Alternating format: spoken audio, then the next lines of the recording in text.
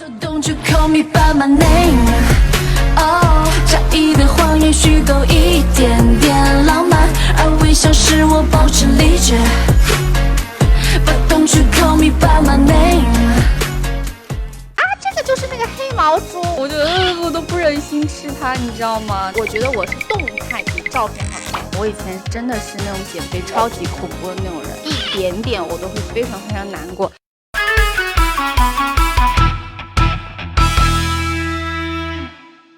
网易娱乐的朋友们，大家好，我是德奈的孔雪儿，这是我的新墙头。从今天开始，就让我们做你的专属墙头吧！关注网易娱乐微信公众号“搞事编辑部”，解锁更多有关我的福利和花絮哦。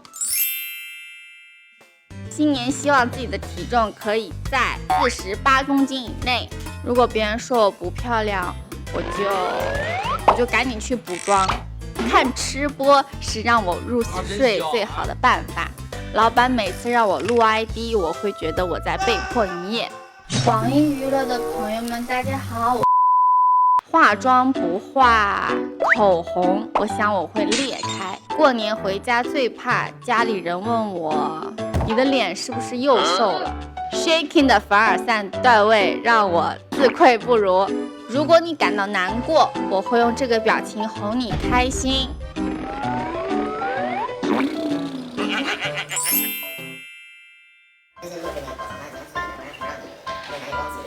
这就让我比较记忆难忘，就是唱灯戏。按照以前我是真的放不开，因为下面真的有很多观众，就当地的，还有那么多艺人朋友们，就要那么演，确实压力还挺大，但是就还是很开心。那天也是放开自己，然后就演，而且我们熊子琪老师就是真的是非常专业演员，就词立马背下来，然后演技啊什么的超到位。灯戏它的那个调调真的不是说你1、2、3天可以学会跟找得到的，因为它就是那个没有规律的啊，就一个哭啊哭呀，就转山路18弯，就传统艺术不是1、2、3天就能够做到跟完成的。你在我真的就是在宝藏箱拆烧火鸡。因为我以前就是我外婆他们烧饭就是会吃柴火饭，然后我小时候就很爱什么劈柴啊、烧柴火，所以我都还是挺有经验的。然后我就教那个尤长靖老师怎么烧火呀什么的，就会做的一件事情。首先就是我也是他们当最小的嘛，先是他们都会挺把我当妹妹照顾的，但是我不想要当妹妹的角色，我想要当那种女汉子、女强人，可以帮大家分担一些苦力跟一些事情。我当时这个节目主旨的话是带领乡村发家致富嘛，那如果你是村长，你最想带大家做什么事？发家致富，发家地呀什么的，乡村里开始。乡村。首先我觉得就是利用好他们当地那个资源去发展，然后赚钱什么的，然后大家再有什么好的兴趣爱好啊，可以把他们聚集起来去做这些事情，是挺好的。给自己列个 KPI， 正常的资源外。我就希望现在致富每个人，就包括那些老爷爷老奶奶们，就是每一年都可以赚好几十万、好几百万，建别墅。真的，我不骗你们，乡村的房子他们现在都非常好看，那种别墅那种白金宫贼好看了，那一栋都属于他们的。有一个就是那个猪肉，他们那边就是说黑毛猪，那个肉是真的很好吃。哦。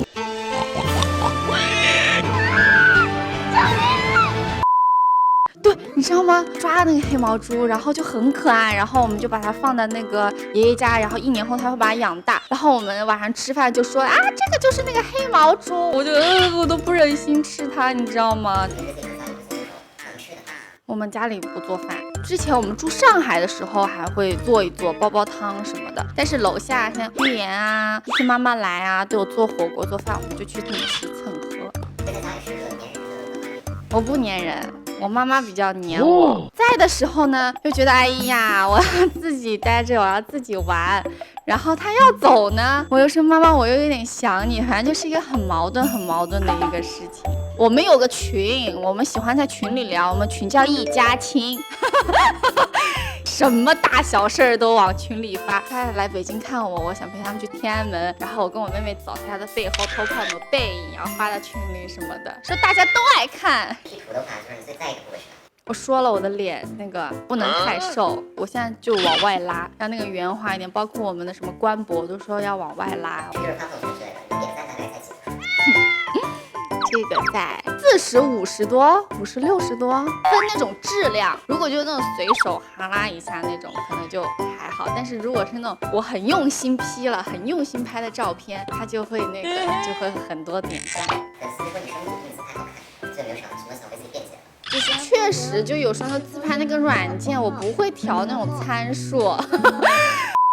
我有个朋友叫许阳玉卓，他的照片非常好看，然后有次跟他拍照，我说怎么就跟我们一样的手机一样的软件，然后我说你把你手机来，我要参考你那个参数，然后一个一个这么调，就是因为那个美颜它会奇奇怪怪的。我觉得我是动态比照片好看。女明星就保持美貌的小诀窍有哪些？首先我就是最近开始注重那个保养了，开始喝热水了，然后吃水果了，然后也买了一些有的没的仪器，开始渐渐的在使用了。然后我今天就跟我的执行说，我说我买了一个什么什么牌子的那种仪器，他说那个是那种很大龄的女人用的仪器。然后我就是现在疯狂的在使用它，就希望我的脸可以这样提拉上去。就如果减脂期的话，有特别想吃的一个东西会是啥？辣条那个麻辣王子。粉丝你想吃的点，或者说你的脸被它暗示。有一个特别吓人的，我有个朋友跟我讲过，他说我是树，他是啄木鸟，他就可以一直这样，就觉得被油腻到了。就大家普遍对你艺人形象或者说身材的外在要求比较严格，那看到网友说你胖了或者脸上有点奇怪之类的话，你的内心 OS 是怎么样？身材的话，我就觉得我还是很 care 的，我是会听的，就是我知道自己是胖还是瘦，就会去控制一下这样。比如说照片什么的，它真的就是你可能在动的时候咔的一张，或者那个角度很奇怪，真的就是有个人黑我看过，好像是我在冲他，反正就是一个很近的一个那个，然后我在笑得很开心中的咔，然后他就说我什么长得奇怪啊，长得像外星人啊什么的，然后我就觉得你去看一下我的那个视频动态还是很好看的。The danger gets me high。会因为此焦虑这样？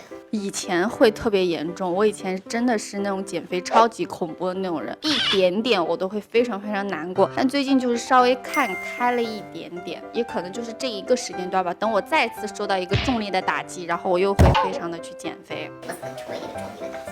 可能身边的人都开始说我胖了，我还穿了一个露肩的衣服，挤的呀，我还辩解，我说我是肿了什么的，但真的胖，然后我会嘴巴上辩解，但自己悄悄的就开始去瘦身这样。然后我以前从来不喝冰美式，直到有一天我发现有人说你肿的，然后我就开始慢慢的开始喝起了冰美式。我觉得心理作用真是心理作用。真的吗？我不知道哎，就是会有人叫我老公，但是我不理解，因为他们有些人说我很女，然后有些人就会叫我老公，这样我不真的不明白这个，可能就有一点点大家就会觉得很特别，还是怎么样吧。节目里抓猪的时候就被抓了一身，之后对猪有新的意义。他特别干。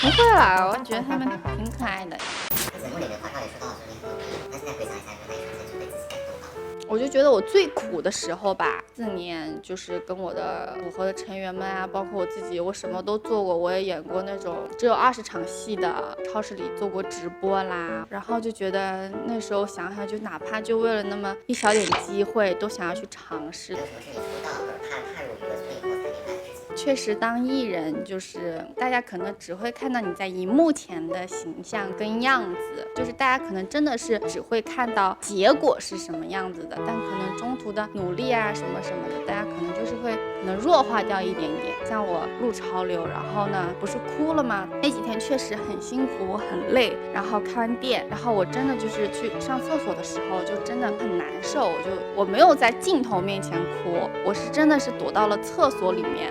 就是自己哭一下，因为我觉得哭一下释放出来就好，然后就擦眼泪继续出去录这样，所以是一个这样的情况。那可能很多人就会曲解，觉得我怎么录节目就哭了呀，怎么地，可能有些朋友们会觉得我可能比较娇气呀，或怎么样的。真的不是，我没有想要把这一面呈现给大家，因为这是我自己的情绪，我想要自己悄悄的消化掉这样。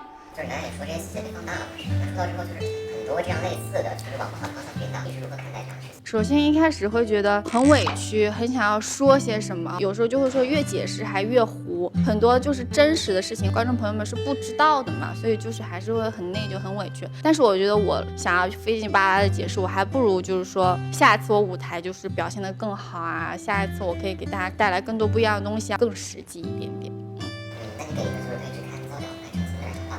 好的意见或者好的一些你们的一些分析一些话，我是会听的，因为我就不会那种盲目自信自以为是，不会的。好的东西呢我会听，但是不好的东西呢，就也希望大家就是像我们歌词一样，不要断章取义。